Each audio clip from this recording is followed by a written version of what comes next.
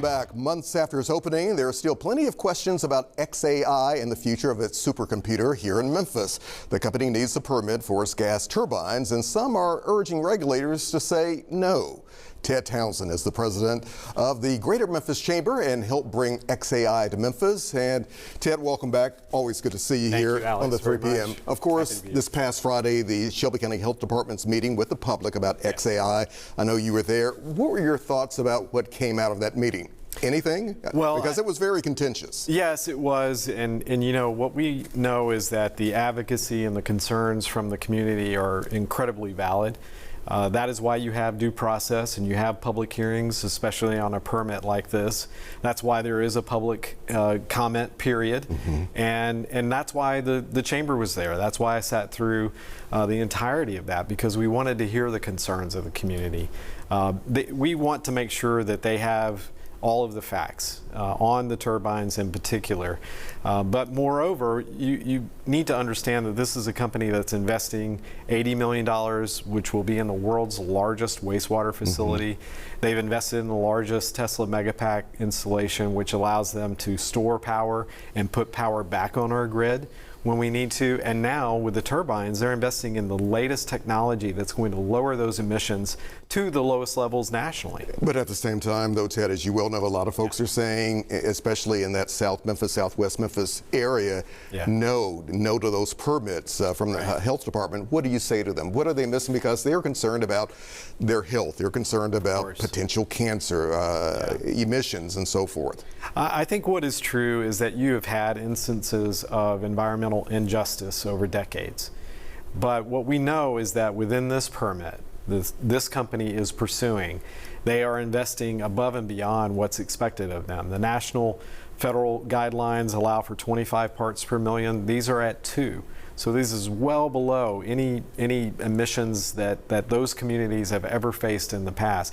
And the thing is, we all breathe the air, Alex. I mean, it doesn't stay in 38109, as we know. And I'm a Memphian, so I want to make sure that we are protecting our aquifer, that we are providing an environment for businesses to operate, but it doesn't come at the compromise of the air that we breathe.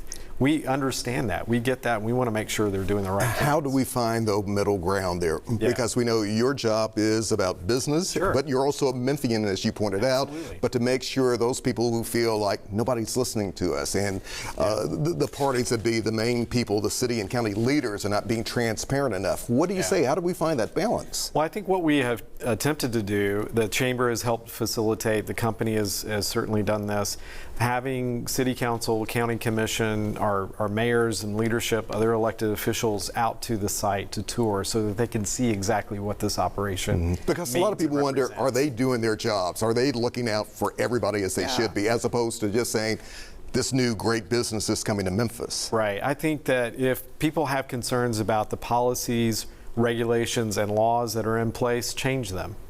That is up to the elected officials that are there. That's what we entrust them to do.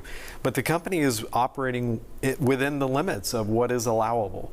And I think that they are getting pointed out as an example when, in fact, they're not doing anything that has broken the law or broken any regulation.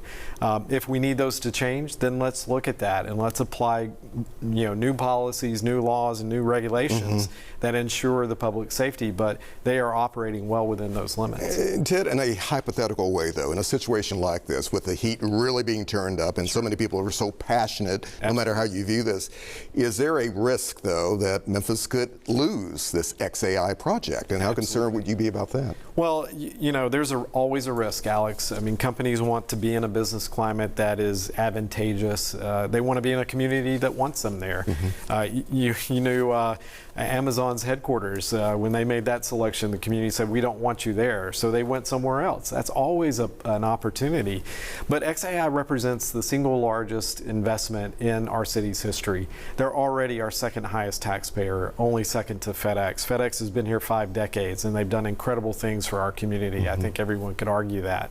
And now with XAI here, they're our second largest taxpayer. So I'm hoping that the benefits outweigh any of the concerns. One last thing, are we already hearing about maybe some companies coming to Memphis? There have been some reports coming into our newsroom about maybe a new facility being located on Old Getwell Road. Yes, absolutely. Yeah, what we love about that is Memphis suddenly is now on that stage for technology companies, data centers that are considering major investments here in our community. That is a particular one that we're excited about.